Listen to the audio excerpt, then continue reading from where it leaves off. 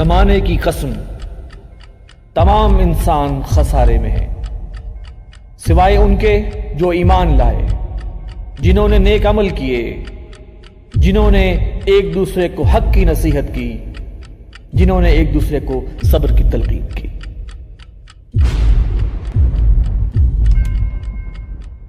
بسم اللہ الرحمن الرحیم۔ السلام علیکم ناظرین، میں ہوں وسیم احمد اور آپ دیکھ رہے ہیں پروگرام زمانہ گواہ ہے۔ ناظرین، نبوت اور رسالت کا روشن سلسلہ حضرت آدم علیہ السلام سے شروع ہو کر خاتم النبیین حضرت محمد صلی اللہ علیہ وآلہ وسلم پر ختم ہو گیا۔ نبی کریم صلی اللہ علیہ وآلہ وسلم کی نبوت اور رسالت کا دور تا قیامت ہے اور کوئی شخص اب منصب رسالت پر فائز نہیں ہو سکتا۔ قرآن و حدیث کی روشنی میں اسے عقیدہ ختم نبوت کہا جاتا ہے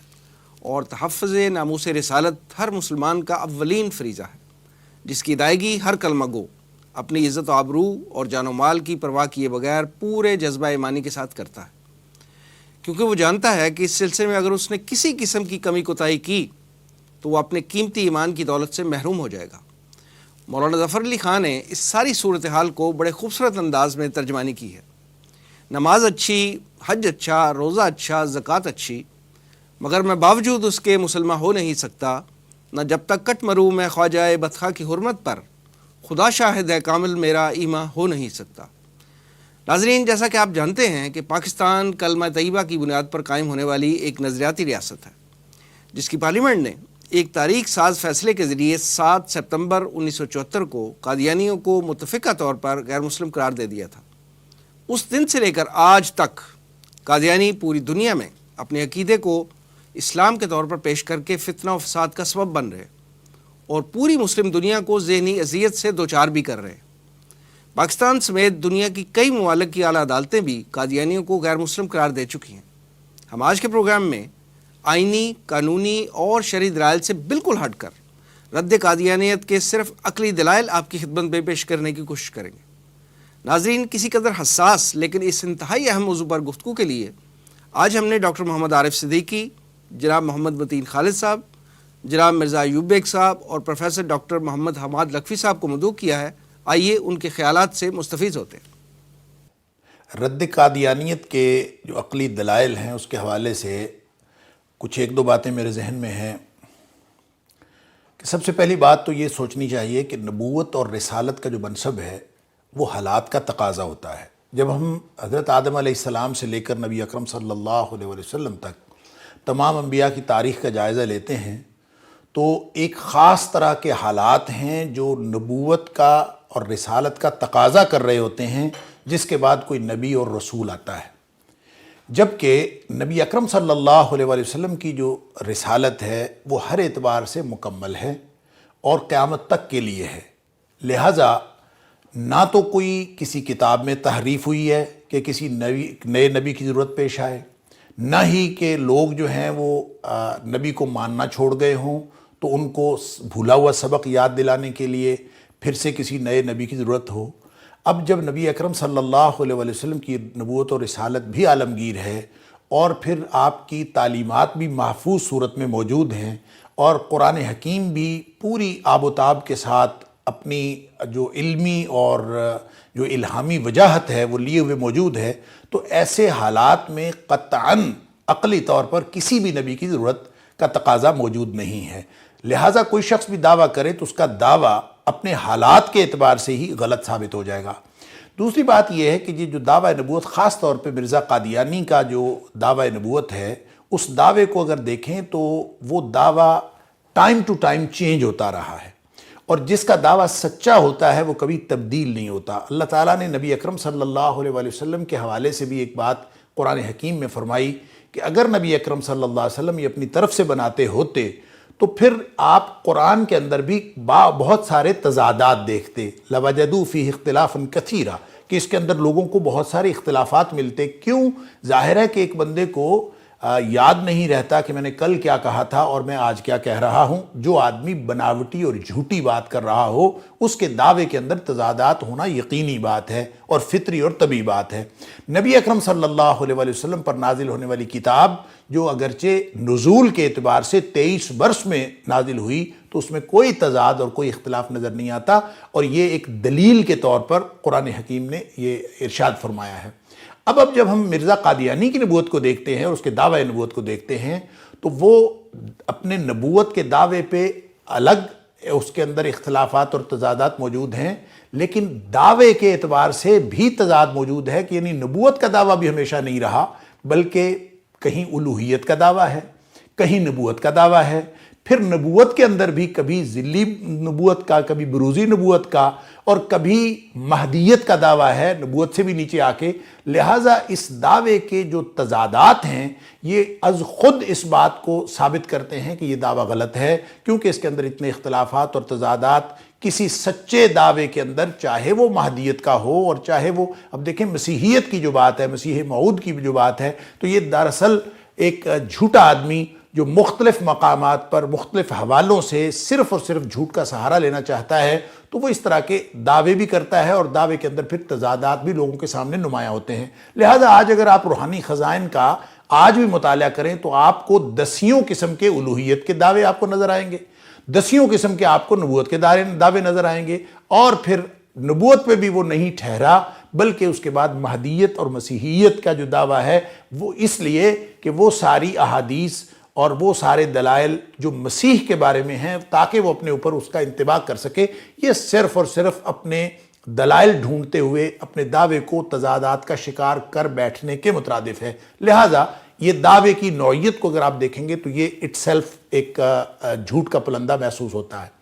اسی طرح نبوت کے لیے جس زبان و بیان کی ضرورت پڑتی ہے وہ زبان و بیان بہت ہی اعلیٰ زبان ہوتی ہے، اور نبی محترم حضرت محمد کریم صلی اللہ علیہ وسلم کی اکیلی بات نہیں ہے، بلکہ حضرت آدم علیہ السلام سے لے کر ہر نبی کا جو زبان اور بیان کا شائستہ ہونا ہے، یہ نبوت کے منصب کے لیے ایک لازمی تقاضا ہے۔ کبھی بھی ناشائستہ زبان کسی نبی کے لائق شان نہیں ہو سکتی، جبکہ ہم اگر مرزا قادیانی کی تصانیف آپ دیکھ لیں اور اس کے جتنے بھی حالات آپ پڑھ لیں تو آپ کو اس قدر غلیظ زبان نظر آتی ہے اور اس قدر گھٹیا زبان استعمال کی ہوئی نظر آتی ہے کہ جو عام انسان کے بھی شایان شان نہیں ہے، چہ جائے کہ وہ کسی نبی کے شایان شان ہو۔ لہٰذا زبان و بیان اس کا آپ تفصیلی مطالعہ کر سکتے ہیں، یہ بھی اس بات کی وضاحت کرتا ہے۔ اسی طرح پھر جو کردار ہوتا ہے، نبی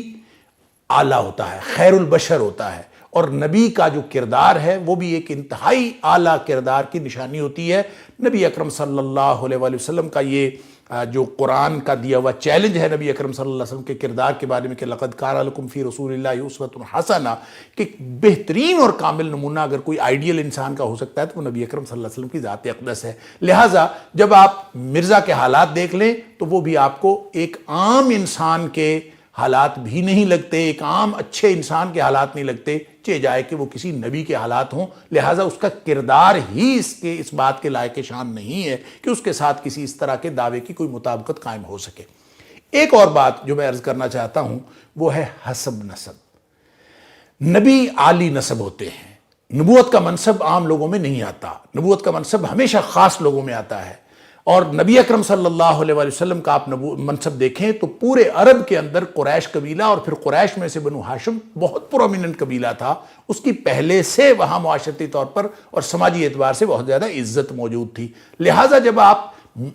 نبوت اور منصب کے اس تقاضے کو دیکھتے ہیں تو عقلی طور پر حسب اور نسب کے اعتبار سے مرزا غلام احمد قادیانی کو دیکھتے ہوئے سارے کے سارے وہ معیارات دم توڑ جاتے ہیں کہ اس کے اندر کسی بھی طرح کی سماجی طور پر پرومیننٹ ہونا اور نمایاں ہونا اور کسی کردار کے اعتبار سے یا قبیلے کے اعتبار سے نمایاں ہونا تو دور کی بات ہے، آج تک ان کے خاندان کے بارے میں بہت سارے شکوک و شبہات ہیں جن کو ایڈریس نہیں کیا جا سکا اور جن کا کوئی تسلی اور تشفی بخش جواب نہیں بن سکا۔ لہٰذا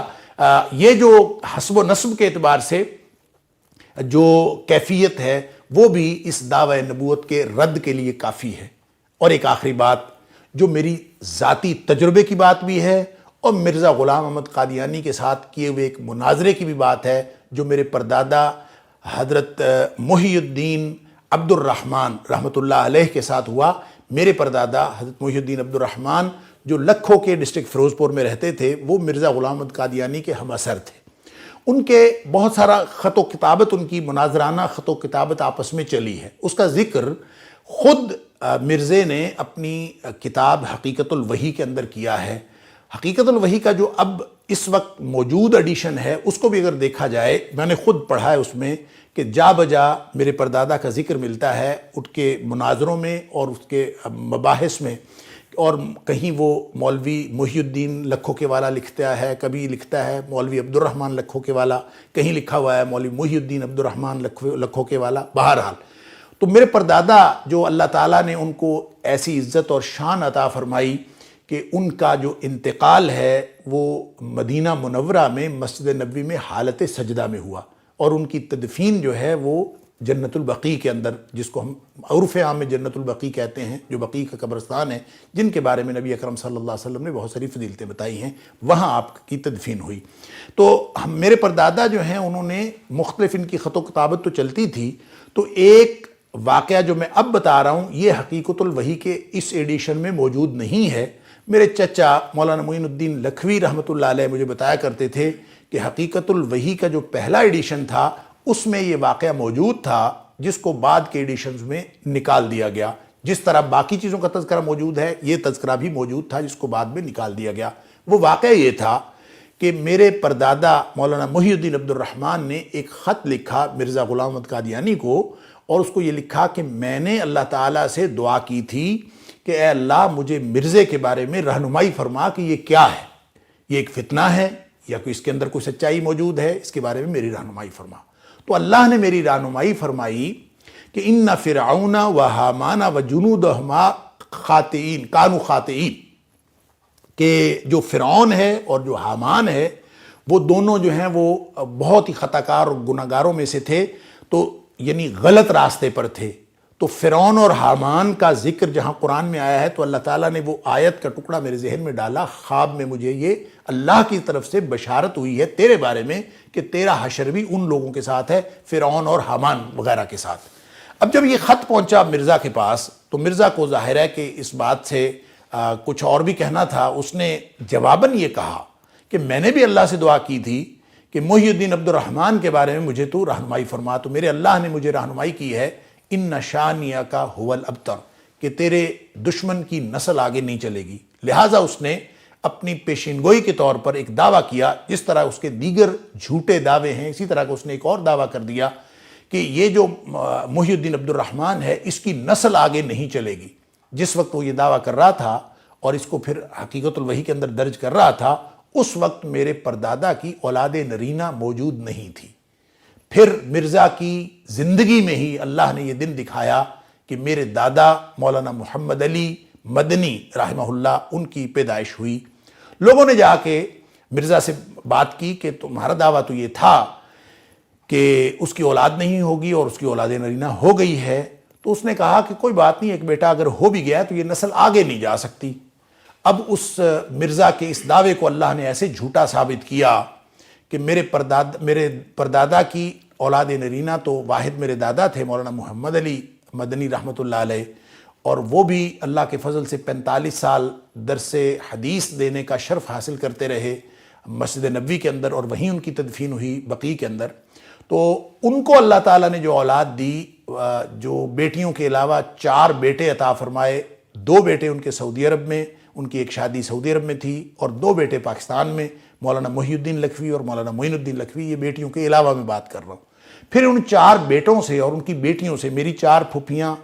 جو پاکستان میں تھیں، ان میں سے جو اللہ تعالیٰ نے اولاد عطا فرمائی ہے اور جتنی نسل آگے چلی ہے، وہ نسل اب گننے کے لیے ہمیں باقاعدہ کیلکولیٹر پہ کیلکولیٹ کرنا پڑتا ہے کہ اللہ تعالیٰ نے کتنی نسل آگے چلائی ہے. لہٰذا میں جو اپنے پردادا کا پڑپوتا ہوں اور میں اپنے مولانا محی الدین عبد الرحمن کی اولاد ہونے کے حوالے سے اس بات کی دلیل ہوں کہ مرزا اپنے دعوے میں جھوٹا ہے. لہٰذا میرے دادا بھی کہا کرتے تھے، مولانا محمد علی مدنی رحمۃ اللہ علیہ